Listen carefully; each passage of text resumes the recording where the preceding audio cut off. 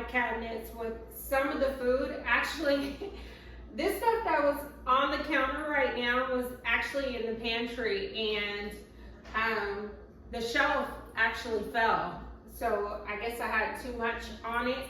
So I'm gonna go through this stuff. Hopefully, I don't have any old canned goods. If it's old canned goods, I'm gonna go ahead and discard those. Today is Friday. I'm gonna go ahead and go through some stuff.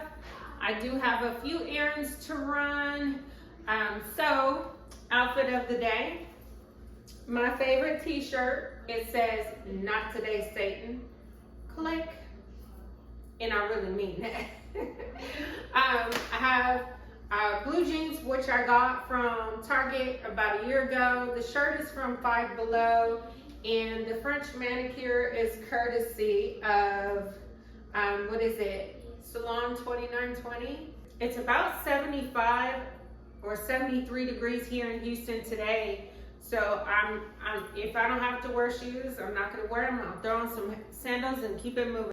I started intermittent fasting, so there are a number of things that I try not to eat anymore. So a lot of the stuff in my cabinet has been in there just because I've chosen better eating habits, and we're doing good. I'm down to 150 pounds. I'm 3 pounds away from my goal weight. Now, I just get myself in the gym somewhere so I can start toning. I hope you guys come along with me on this fitness journey and working out and being consistent, because you know what?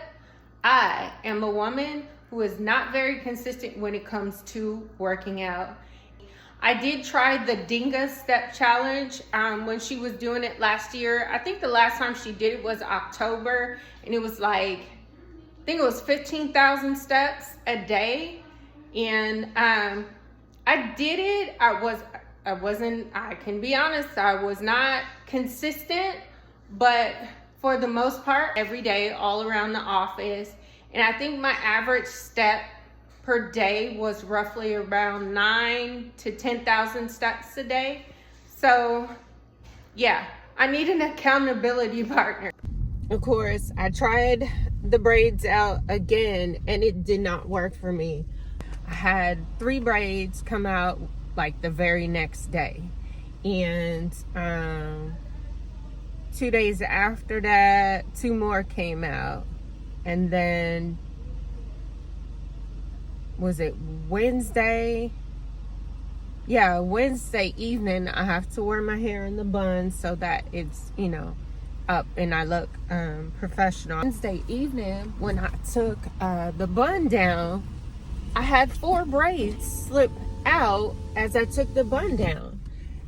I don't know what's up with my hair.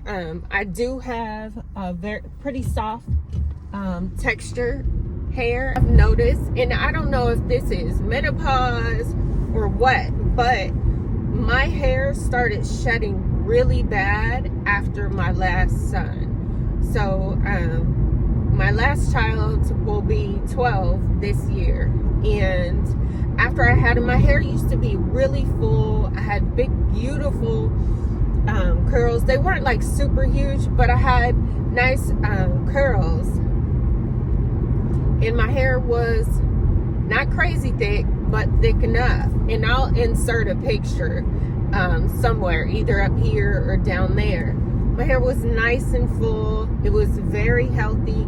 But after my son, it started coming out so much. Like every time I would comb my hair, I would have large clumps of hair in the brush, and I could not understand that, and it continued to come out. So I had my last son, I was 38 I was right before my 39th birthday, and it just kept coming out. And my temples had always been pretty thin, but as I've aged, they've gotten thinner. And I'm like, oh my God, I've always loved my hair texture, and I could grow a style out within like 6-7 months. Now at 50, oh my God, I have tried to do the big chop. So of course I went through a divorce. My hair did grow back. I'm not gonna lie. I've grown it very long a number of times, and I decided to cut it off. I chose to do that. Hindsight is 2020. And now 2 years after the fact, I'm like, what the heck did I do that for? I know I'm not the only woman that goes through life-changing events and we just say, hey, we just gonna cut our hair off. I did that. I now regret it. So I would say to any other woman, I understand when we go through things, it is painful. It hurts when you feel like you can't talk to anybody. Don't chop your hair off. If you're anything like me, try and do something else. I'm not big on the hair extensions and sew-ins and stuff like that, because I always want to be able to get to my scalp. Try that.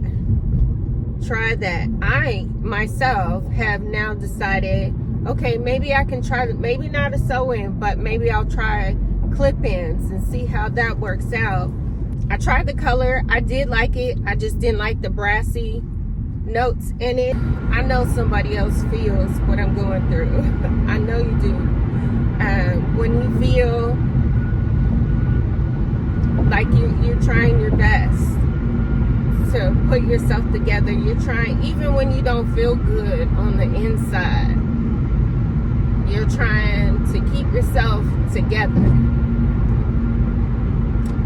Yeah, so here we go again. If you guys have any suggestions on really good growth oils, and I want to say my hair texture is like,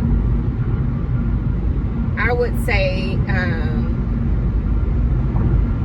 some areas is like 3C and some are 3B. I'm trying. I'm trying. I feel like this is more work now than it's ever been. My hair used to be so easy to maintain and take care. My wash and goes were really easy and effortless. And now I'm like, what the heck happened? I don't know what to do. Lord, all I can say is, Lord, help me. Lord, help me. Y'all give me some good solo date ideas, because I want to start going on solo dates. Solo date. I know I follow Aisha the Great. I follow her on Facebook, TikTok, Instagram, and I think I follow her. Yeah, I follow her YouTube page as well. She has some pretty good solo date ideas.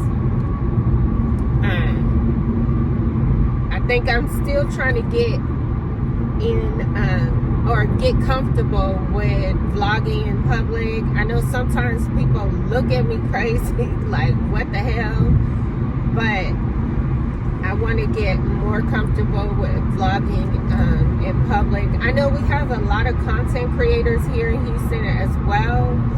Well, I have a few favorite YouTubers. Lydia Dinga, Patricia Bright, Esther, Jackie Ina. And I honestly think my life is pretty boring. If I'm honest, I feel like I'm boring. I found this other young lady I'm watching. She is American. She's in Florida. She's a real estate agent. Her name is Valencia. I don't know where in Florida she is. She is also a divorced mom of 4. There's a young lady who's on TikTok. I keep hearing about her, how she shared a 50-part series about her experience in that marriage and in that relationship. And what I hate is a lot of people like to discredit what you went through, not knowing you at all, not knowing what you've been through.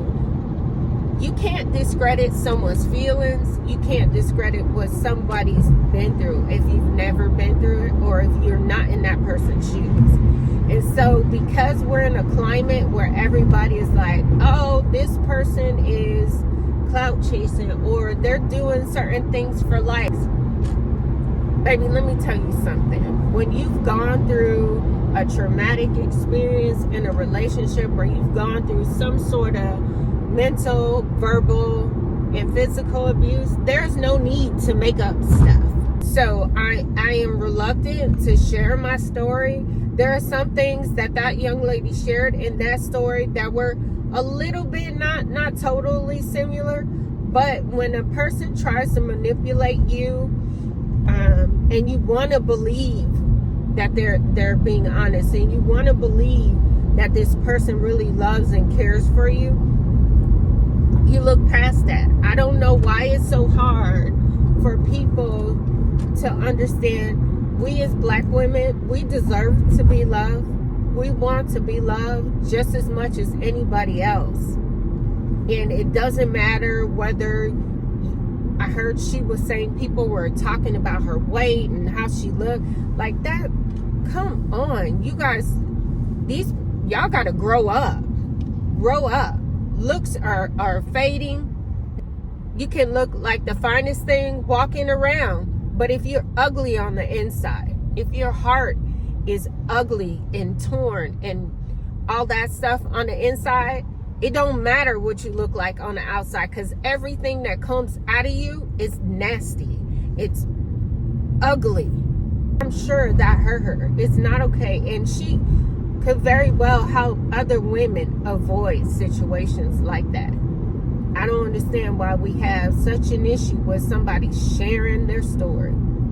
They're sharing, it's her story. She just wanted to share it to help somebody. And if she helped one person, one young lady avoid a situation like that, she did what God wanted her to do.